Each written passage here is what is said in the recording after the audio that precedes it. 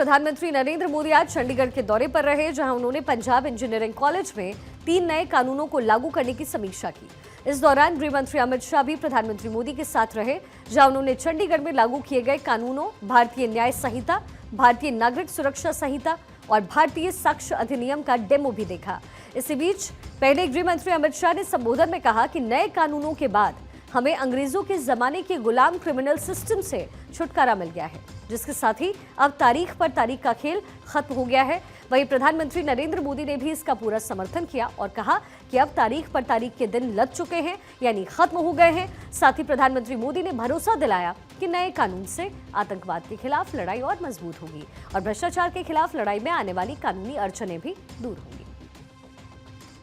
अब भारतीय न्याय संहिता, नागरिक संहिता, इसके जरिए देश ने उस दिशा में एक और मजबूत कदम उठाया है। हमारी न्याय संहिता of the people, by the people, for the people की उस भावना को सशक्त कर रही है जो लोकतंत्र का आधार होती है। साथियों, न्याय संहिता समानता, समरसता और सामाजिक न्याय के विचारों से बुनी गई है। दरअसल इससे पहले जो कानून थे वो 160 साल पहले अंग्रेजों ने बनाए और नागरिकों की जगह अंग्रेजों के शासन की सुरक्षा के लिए बनाए गए। लेकिन भारत ने गुलामी के उन निशानों को मिटाते हुए 3 नए कानून लागू किए हैं। ये 3 नए कानून क्या है, जरा आपको ये भी बताते हैं। पहला कानून है 1860 में बना हुआ इंडियन पीनल कोड, जिसकी जगह अब भारतीय न्याय संहिता 2023 ने ले ली है। दूसरा है 1898 में बना हुआ सीआरपीसी, जिसकी जगह भारतीय नागरिक सुरक्षा संहिता 2023 ने ले ली।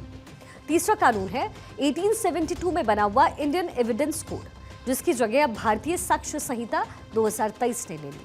ये जो पुराना कानून है वो अंग्रेजों के जमाने में तैयार किए गए और उस वक्त तैयार कानून का मकसद था देश के लोगों पर राज कायम रखना, और इसी नियत के साथ कानूनों को तैयार भी किया गया। लेकिन आजादी के बाद अब भारत के लोगों को इंसाफ दिलाने का मकसद है, लिहाजा कानूनों को बदला गया। ऐसे में नए कानून से क्या बदलाव आपको नजर आएगा, जरा आपको ये भी बताते हैं। नए कानून के तहत गंभीर अपराध के मामलों की बात करें तो नाबालिग से रेप के दोषी को उम्र कैद या फांसी की सजा होगी। पहले रेप की धारा 375 और 376 हुआ करती थी और अब 63 और 69 होगी। इसके अलावा हत्या की धारा 302 थी, जो कि अब 101 होगी। वहीं गैंगरेप के दोषी को 20 साल तक की सजा या फिर जिंदा रहने तक जेल की सजा होगी। इसके अलावा मॉब लिंचिंग के मामलों में भी फांसी की सजा होगी। वहीं एक्सीडेंट के मामले की अगर बात करें तो वाहन से किसी के घायल होने पर ड्राइवर अगर पीड़ित को पुलिस स्टेशन या अस्पताल ले जाता है तो उसे कम सजा दी जाएगी, जबकि हिट एंड रन केस होता है तो ऐसे में 10 साल की सजा जरूर मिलेगी। स्नैचिंग जैसे मामलों के लिए कानून नहीं हुआ करता था, लेकिन अब कानून बनाया गया है। पहले सिर पर लाठी मारने वाले पर अभी सामान्य झगड़े की धारा लगती थी, लेकिन अब विक्टिम अगर ब्रेन डेड होता है तो दोषी को 10 साल तक की सजा मिल सकती है। ट्रायल के मामलों की अगर बात करें तो फिर किसी व्यक्ति को गिरफ्तार करने पर पुलिस को उसके परिवार को इंफॉर्मेशन देनी होगी, जो पहले जरूरी नहीं था। किसी भी केस में 90 दिनों में क्या हुआ इसकी जानकारी भी पुलिस विक्टिम को देगी। और इसके अलावा अगर आरोपी 90 दिनों के अंदर कोर्ट के सामने पेश नहीं होता है तो उसकी गैर मौजूदगी में भी ट्रायल होता रहेगा। इसके अलावा गंभीर मामलों में आधी सजा काटने के बाद दोषी को रिहाई मिल सकती है। वहीं अब ट्रायल कोर्ट को अपना फैसला ज्यादा से ज्यादा 3 साल में देना पड़ेगा। वहीं मुकदमा खत्म होने के बाद जज को 43 दिन में फैसला देना पड़ेगा और फैसले के 7 दिन के अंदर सजा भी सुनानी होगी। अब दया की याचिका भी दोषी खुद कर सकता है, जो अभी तक एनजीओ या कोई संस्थान ही किया करता था। यहाँ ध्यान देना होगा कि अंग्रेजों ने अपने समय में कानून कुछ ऐसा बनाया कि इसका फायदा उनको मिल सके। मसलन पुलिस किसी को गिरफ्तार करने के बाद उसके परिवार को चाहे तो जानकारी दे सकती है या नहीं भी दे सकती है। दया याचिका भी दोषी खुद नहीं दाखिल कर सकता था, लेकिन इन सब को बदलने के साथ नागरिकों के अधिकार को बढ़ाया गया। वहीं कोर्ट में सुनवाई को भी तेज किया गया और इसका जिक्र गृह मंत्री अमित शाह ने आज किया भी है।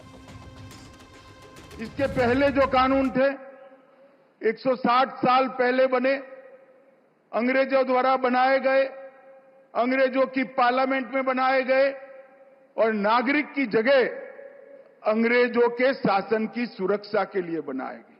मोदी जी ये जो 3 कानून लेकर आए हैं, ये भारतीयों द्वारा बने, भारत की संसद में बने और भारत के नागरिकों को न्याय मिले, सुरक्षा मिले, इसके लिए बनाया गया है। 3 साल में इसका पूर्ण इंप्लीमेंटेशन के बाद हमारी क्रिमिनल जस्टिस सिस्टम दुनिया की सबसे आधुनिक क्रिमिनल जस्टिस सिस्टम होगी, ये मैं आपको विश्वास के साथ कह सकता हूं। इसके अंदर अभी की तो सभी टेक्निक्स का, टेक्नोलॉजी का समावेश किया गया है।